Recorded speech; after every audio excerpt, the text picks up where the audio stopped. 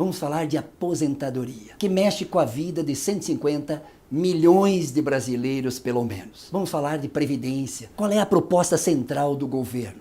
É a mudança de regime, é a mudança de paradigma da previdência brasileira. Deixará de existir previdência pública, deixará de existir seguridade social, regime de repartição, regime de solidariedade, para um regime de capitalização ou de privatização da previdência pública. Hoje todos vocês sabem que a previdência é sustentada por quem?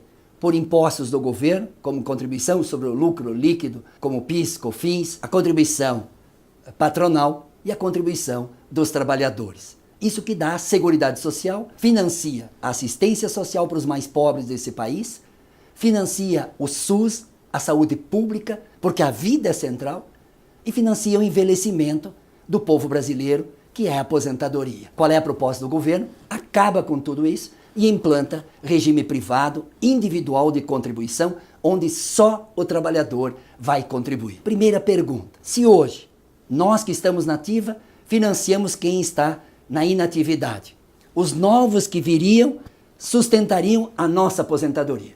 Os novos que virão nesse regime vão contribuir para uma conta própria. Como vai ficar todos os milhões de brasileiros que estão na ativa? O custo da transição fala-se em R$ 1 trilhão para o governo. Portanto, não vai resolver o problema de déficit fiscal. O segundo, vamos falar então do novo regime. Além do atual regime, que vai aumentar para 65 e 62 para as mulheres, 40 anos de contribuição, onde vai sair 1 trilhão de economia, 1 trilhão e 12 bilhões, do regime geral, do BPC 34 bilhões, do abono salarial 169 bilhões e 807 bilhões do regime geral de trabalhadores que ganham até R$ 1.371. Portanto, a proposta do governo não é mexer com privilegiados. Mas agora, a nova proposta, que se chama regime de capitalização, ela é mais criminosa. Por que ela é mais criminosa? Porque ela tira a contribuição patronal e do governo, fica só do trabalhador. Na conta que a gente poderia fazer aqui, só para exemplificar, vamos pegar um exemplo de um trabalhador de R$ 1.000, um salário mínimo. Quanto ele contribui hoje? 8%, dá R$ 80. Depois de 12 meses, 13 meses por ano, com 13º e tá, contribui, vai dar R$ 1.000 por ano.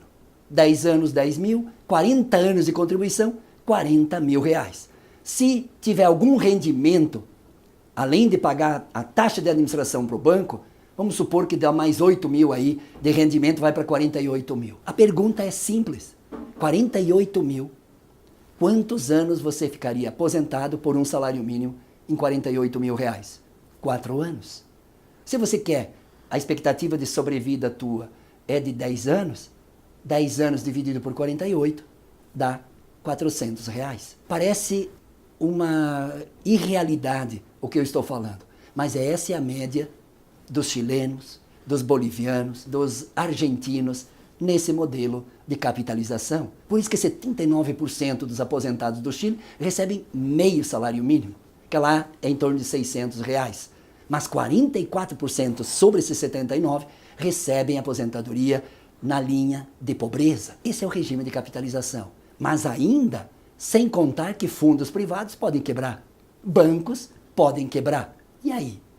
E aí? Lembram do fundo da Varig? A Varig quebrou. O fundo da VASP? A VASP quebrou. E muitos desses recursos, desses fundos, colocaram em empresa, inclusive catarinense, que quebrou também. E aí? O trabalhador fica desamparado. Esse governo, Paulo Guedes, o agente dos banqueiros, só tem um resultado: o regime de capitalização.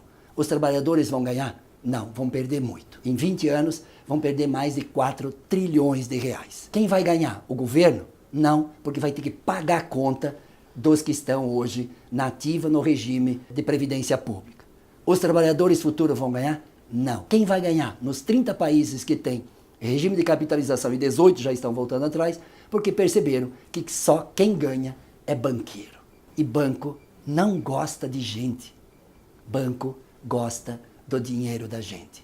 Por isso que nós vamos se opor à reforma da Previdência, e quem conhece, como diz o Ibope, 51% dos brasileiros que tomam conhecimento da proposta da Previdência são contra a reforma da Previdência. Nós podemos fazer a reforma, mas não essa proposta pelo governo Bolsonaro.